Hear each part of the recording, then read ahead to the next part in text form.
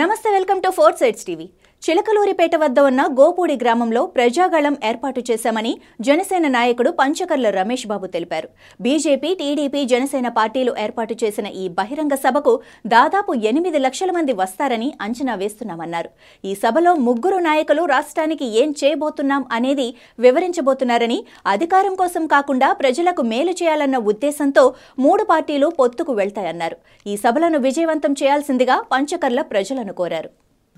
రేపు సాయంత్రం 4 గంటలకి చిలకలూరిపేట దగ్గర గోపూడి గ్రామంలో ప్రజాగళం అనే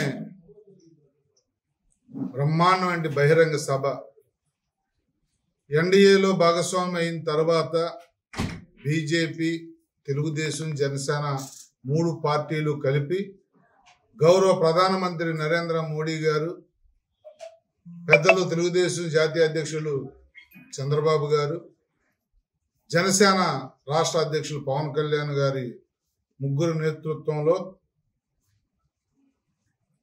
ప్రజలకి ఈ 3 పార్టీలు కలిసి ఎలక్షన్లోకి వెళ్ళి ఈ రాష్ట్రానికి ఏం చేయబోతున్నాయి అనే ఒక మంచి సందేశాన్ని ఇచ్చే మీటింగు దగ్గర 8 లక్షల పైచులుగా వస్తారని అంచనాతో రేపు మీటింగ్ జరగబోతా ఉంది.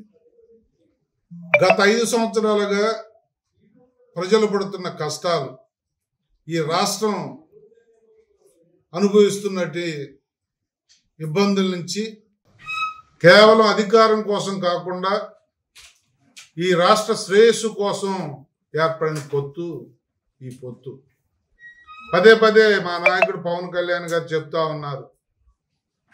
అధికారం కోసం కాదు, రాష్ట్రం బాగు కోసం నేను తగ్గి ప్రజల్ని గెలిపిస్తున్నాను అన్న మాట ఒకసారి గుర్తు చేస్తూ, అదేవిధంగా చంద్రబాబు నాయుడు గారు కానీ, అదేవిధంగా బీజేపీ కానీ ఒక సంకల్పంతో ఈ పొత్తులోకి వచ్చిన విషయాన్ని మరోసారి గుర్తు చేస్తూ, రేపు జరగబోయే ఈ మీటింగ్ ఈ రాష్ట్ర భవిష్యత్తుని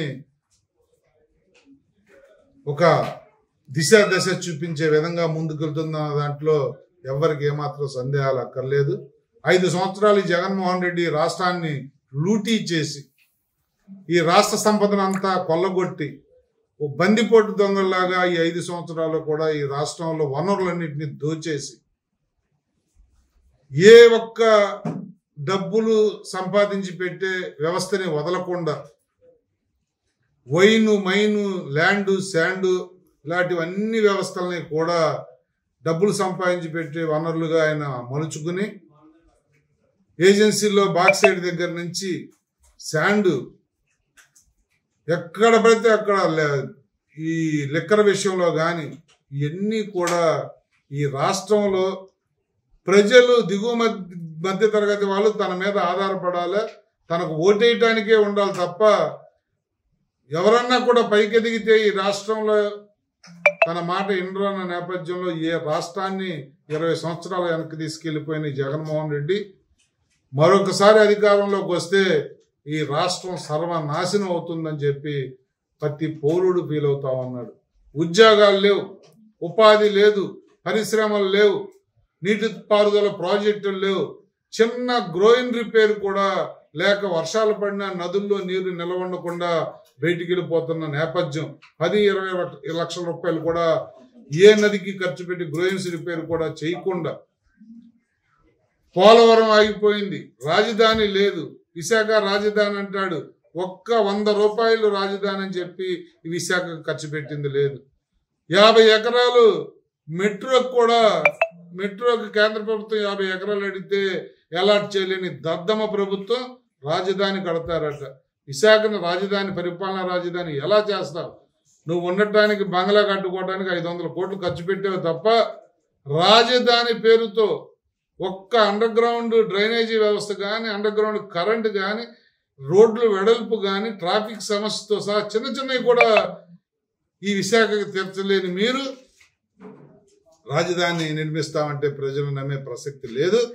మీకు ఒకటే చెప్తా ఉన్నా, కేవలం దాచుకోవటం కోసమే మీరు ఈ 5 సంవత్సరాలు పనిచేశారు.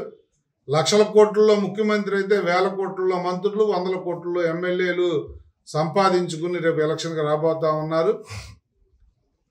ప్రజలకు ఉపయోగపడే ప్రభుత్వం రేపొద్దున మాది రాబోతా ఉంది. 2 నెలల తర్వాత ఇందాకడే 3 గంటలకు ఎలక్షన్ నోటిఫికేషన్ వచ్చింది. మనది ఆఖరి ఫేజ్లో 13వ తారీఖు మే ఎలక్షన్ జరగబోతా ఉంది. జూన్ 4 రిజల్ట్లు ఒక బ్రహ్మాండమైన ప్రభంజనం ఈ పొత్తుకి రిజల్ట్ ఇవ్వబోతా ఉన్నారు ప్రజలు. ప్రజాప్రభుత్వం రాబోతా ఉంది. అన్ని కార్యక్రమాలు కూడా చేసుకుని ప్రజలకు ఉపయోగపడే విధంగా ఈ ప్రభుత్వం ఉండబోతుందన్నది రేపు పెద్దలు చెప్పడం కోసమే ఈ 3 పార్టీల మీటింగు. ప్రజలకు నేను మీ ద్వారా పిలుపునిస్తా ఉన్నాను.